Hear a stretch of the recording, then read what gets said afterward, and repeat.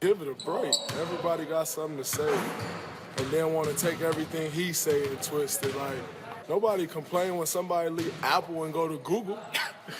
Like, aren't they in competition with each other? Nobody talk junk about the CEO that leaves Apple and go to Google.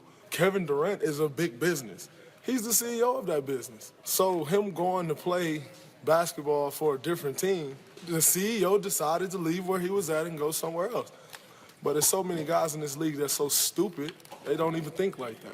Aren't you competitive in your day job if you work for Apple? Don't you want to outdo Google? What's the difference on the basketball court? It's your day job. You want to outdo the competitor. Stephen A., is Draymond right? He's right.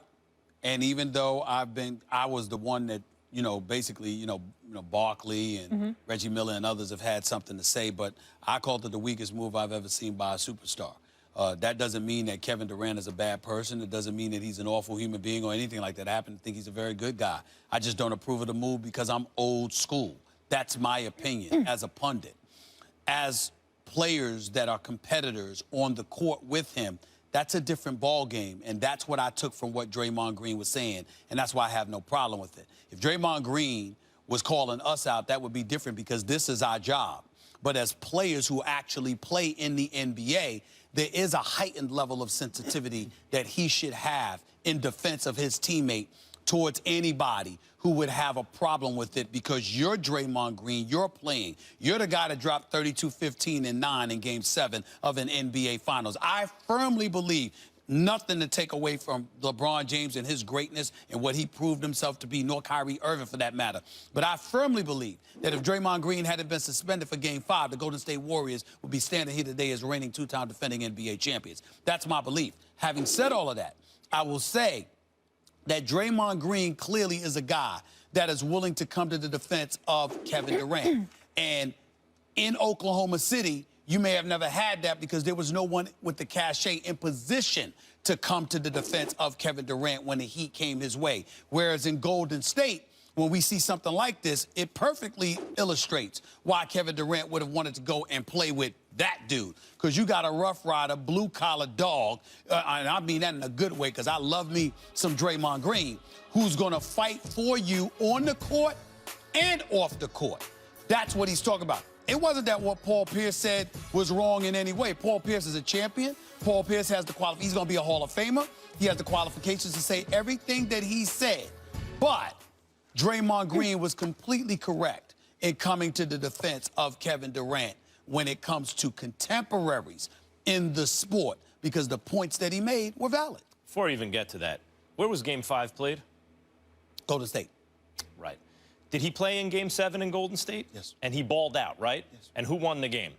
Cleveland. It wouldn't have changed Game 5. Well, I think it would have because I think that Andrew Bogut was hurt for Game 6 and Game 7, and that was a huge deal because you had your formidable defender who's 7 feet, could block shots, could rebound for you, and the fact that he was out and Andre Iguodala was hobbled because he got hobbled at the end of Game 5 or Game 6. That's what I'm saying. That Game 5, they all walked into that game healthy. Game 6 and 7. That was their best chance. I'm saying but that's the thing about a guy like Draymond. No, I'm not excusing that. I'm saying Cleveland won the championship. Right. I'm just saying that the situations wasn't ideal for Game 6 and 7, just like it wasn't ideal for Cleveland in the first go-round when Golden State won. The thing about a guy like Draymond is when you have that little borderline crazy player, and I like Draymond a lot. I'm a big fan. I think I'd probably rate him higher than you do in terms of like where he ranks in the NBA hierarchy right now. I think a lot of him. When you have that kind of personality, can he walk the line to stay in the game? And the answer was no there. Maybe it did cost him if you believe they would have won Game 5. Look, Draymond Green makes valid points here. It's impossible to deny the fact that this is their business. Only, sometimes the players and the owners get caught up in it, but the fans mostly get caught up in the fact that, you should want to win a championship more than what? Make money? No, stupid. No, this is my job. I want to make money. So I understand what the analogy he's using, the metaphor is, he's the CEO of a business and he went from Google to Apple or vice versa. The problem is this. Let me change his metaphor a little bit. People like you, Stephen A. Smith, want Durant to want to be the CEO, and it's as though he was a CEO and accepted a job across the street he went from Google to Apple or whatever, and accepted a job as something less than the CEO. That's why part of the reason people are going at Kevin Durant. Not just that that's the team they lost to, not just that in some sense it feels anti-competitive to people. I'm not one of them. I love this. But it feels anti-competitive to people to join a 73-win team. Now you're going to reverse engineer your greatness. Look, I won a championship, therefore I'm great. No, no, no. You put a team over the top that should have been over the top already. That doesn't necessarily prove your greatness. That's another. But a big part of the reason is, as I mentioned in a previous segment, we want Kevin Durant to have a certain kind of alpha personality that he doesn't have, apparently. And some are holding it, I would say like you are, holding it against him more than others. So it's not exactly as Draymond describes it. He's just some employee going from one company to another. He's the top executive at one company accepting some lesser role at a better one. That's what people are really mad at him about. Let me say this, not debating any points that you make. My point is I'm not debating any of that stuff. I have a problem with him going to Golden State because I think that is the team that beat you. You're one of the top 3 players in the world. You're not on some scrub team. You're on a legitimate title contender. And to go to the team that beat you is my issue. Had it been anyone else, I would not have cared. I do have a problem with you going to the team that beat you when both of you are literally on the doorsteps for a championship. To me, it speaks of traitor. That's what it speaks to. And the way the message was delivered. If it were the first round that you lost to Golden State, that's different. You're in a Game 7 of a conference finals, and you go to the team. I don't care what anybody says. That's how I feel. Now, having said all of that, this is the problem. And you know, Charles Barkley says this all the time. People out there are too damn sensitive. Like, for example, there are people out there that think I don't like Steve Kerr. I think Steve Kerr's a wonderful guy. He's a wonderful guy, and he's proven to be a great coach. My problem is I also think he's incredibly lucky because of the opportunity that he got. And he piggybacks off of what Mark Jackson did. So my issue is not with Steve Kerr at all. It's with the Golden State Warriors taking that opportunity away from Mark Jackson, because I think Mark Jackson would have been Steve Kerr. It doesn't mean that Steve Kerr isn't great. It means that Mark Jackson is somebody I believe could have been great as well, but that's an opportunity that wasn't afforded to him. But I talked to there's no owner in sports that I respect more than Joe Lacob. And he and I have talked on several occasions, and he's explained his decision, he understands, and we respectfully disagree. But I respect the hell out of that man, and that organization is phenomenal. But this notion that because you disagree with a decision, that you dislike the person and you hate what they are, what they represent, and what they stand for. No, Kevin Durant is a good dude, just like Steve Kerr is a wonderful man and a great coach. I just disagree with how things go down. And in Kevin Durant's case, there is no... the Lord himself could not convince me that Kevin Durant did not make what I consider to be the weakest move I have ever seen from a superstar in my life. A top 3 player in the world in a Game 7 of a conference finals, loses after being up 3-1, loses after choking in Game 6, losing after sit up there and coming up short in Game 7, and you turn around and go to the very team that beat you? I have an issue with that move. Not with Kevin Durant, the person, not with Kevin Durant, the basketball player, not with Kevin Durant, the basketball ambassador, the humanitarian, and all of the wonderful things about him. I have a problem with that one move. It will not change. I don't give a damn what anybody says. I can go to church, the pastor can sit there and pray with me. The Lord himself, I can't imagine, will convince me that I am wrong about that. I believe it is the weakest move I have ever seen, and I will not change. We're going to be talking a lot more about this. I will not change that. It will not. It was weak. Let's leave it there. Breaking news, and I chose to do it here, despite your choice of bad suits. Do you know how upset it makes me to hear you guys go back and forth? You know what I know? What do you know? I know that an MVP is somebody that doesn't score 5 points in a game. I know that much. I know that much. I chose to do comedy and act. I could have went the basketball route. I know basketball, Steve. First Takers became a home for me. You know why? Not only do we come here and talk sports and what's going on in the whole athletic arena that we follow, but guys, you allow me to come here and be myself. Back here on First Take, Stephen A's birthday, Kevin Hart in the house. Kevin, I need to talk to you. Let's talk. Do you know what I deal with every day with these egos trying to get a word in? Sounds like a lot. It's a lot. Sounds like it's stressful. And you have to try not to miff anybody and, you know, get to break, things like that, get commercials in. It's not fair to you. Yeah, I need to take a break from it. You know what? Take I have over. No problem with taking over. It's been a lot. I have no It's been a problem with lot. taking over. Stephen A. especially, a lot to deal with. I want to be nice because it's his birthday, Yeah. but... Your chair's a little higher than what I'm used to, but I'll get it. Sure you can get up there? You need help? Fine. Hey, You good? It's fine. It's fine. I just chairs are I adjustable. was just looking out. I was just looking out. These chairs are adjustable. I was just looking out. Excuse me, Steve. I'm taking over. Okay? Yeah. You're not going to do to me what you do to her. Exactly. I'm going to get some pointers. Okay? I'm going to show you Come how back to run stronger. the show. All Thank right? you. Yes, let's Now, do this. this is your info here. Yes, yes, Okay? yes. First of all, let me do what you would do. Yeah. A few weeks ago, Usain Bolt was on the show and had some kind words for you, Kevin. Pause for sound. I'm not supposed What to. kind of an inspiration was Kevin Hart to you? I started following on Snapchat, and then I noticed that he works out every day. Like, there's no day that he doesn't work out, you know what I mean? So, for me, he helped to motivate me, because a lot of the mornings I get up, I'm like, ah. When I go on Snapchat and I see him and he's like, yo, no matter what, I'm up. I didn't want to get up this morning, but I'm up. So for me, that helps me, you know. And this comedian, an actor, from his workout regimen, helps you avoid the curse of the gifted. Yeah, listen, he works hard. I have to give him that much. He's dedicated to always working out. You know what I mean? He always said, his new motto, he said he's got to get the motto out there. I go to work before I go to work. Question, do you guys have a problem with Usain's comments? I do. I'm trying to figure out I want you to lower your voice. Lower your voice. You're not talking to her. You're going to give me the respect that I deserve. Don't talk to me like I'm a man. Go ahead. I have a problem with what he said. I'm trying to figure out how in God's name. I'm done with you, Steve. Max.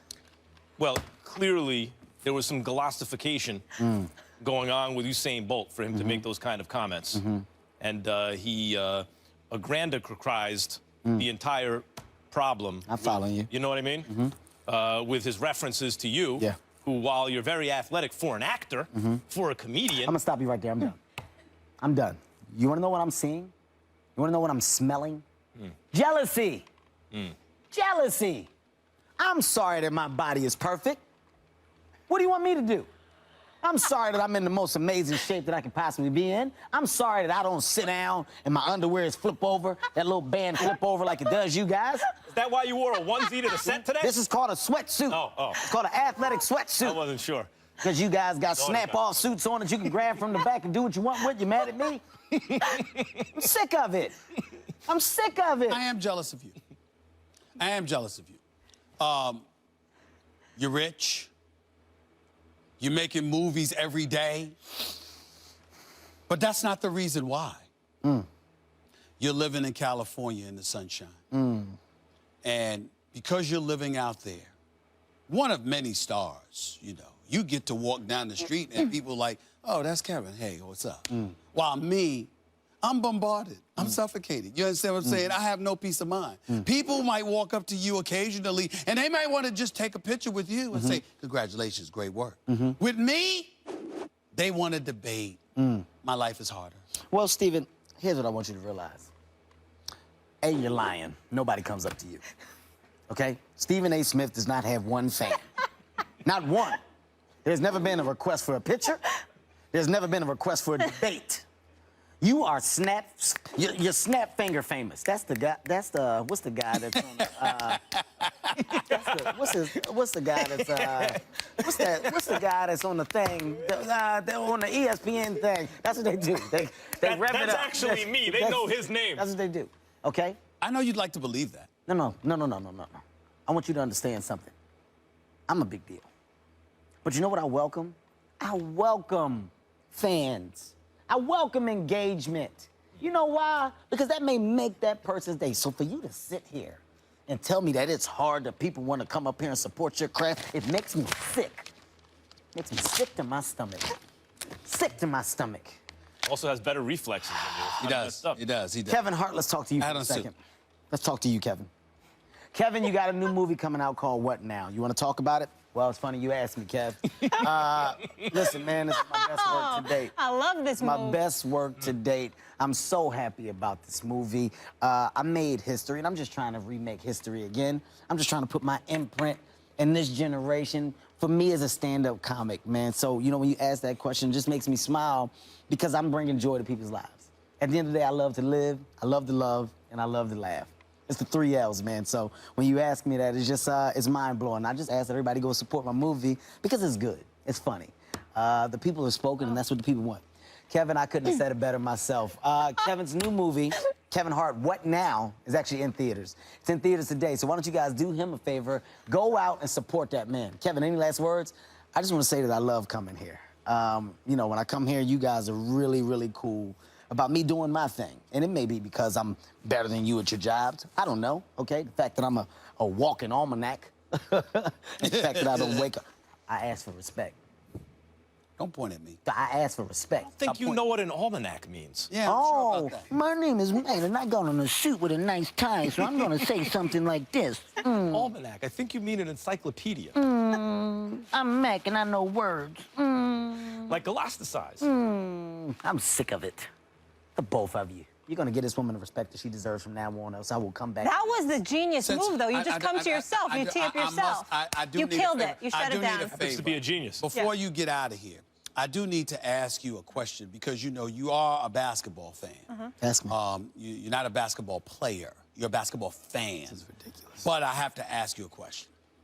I want to know how you're feeling about this NBA season since Kevin Durant has decided to go to Golden State. What are your thoughts? I think we have to respect the business that goes along with the NBA and understand a person's decision. When you have a choice, you have a No choice. one really cares about your sports opinion. You're supposed to do something funny. No, I'm going to give He's a teeing real you up. opinion. No, this is a real opinion, okay? He's my friend, and I'm going to give my real opinion on it. You want to see how I know basketball? I'm going to tell you how I know basketball. That man is looking for a championship. That man is willing to get it any way, shape, form. That's what he wants. He wants that in his career. We don't know how long that man plans on playing. He may be close to being done. He may want to get it now. Whatever his reason is justified to him. I support that. I back that. Russell Westbrook is also my friend. So Russell Westbrook, being the competitive person he is, and I don't know nobody that has that same hunger and that same anger that that man possesses on the basketball court, this did nothing but fuel the fire for him to be even more competitive and even more great at what he does. So you use it, and on the court, you do what you do best, you play ball. One should have nothing to do with the other. At the end of the day, it's a business. You make decisions that are best for you. You're telling jokes in the movie, though, right? I just laid down facts. And you know what I say after that? What now? Kevin, thank you so much for being here. Appreciate it. I destroyed this show today. Yeah, you did. You did. Somebody Show come me put how to me shut out. it down. Put me You got out. yourself. Thank you, 'Cause I'm thank on you. fire. More First Take after the break. Stay Bye, here. Kevin. I'm On on your fire. birthday. I'm on fire. Put me out. Somebody bring a fire extinguisher out here.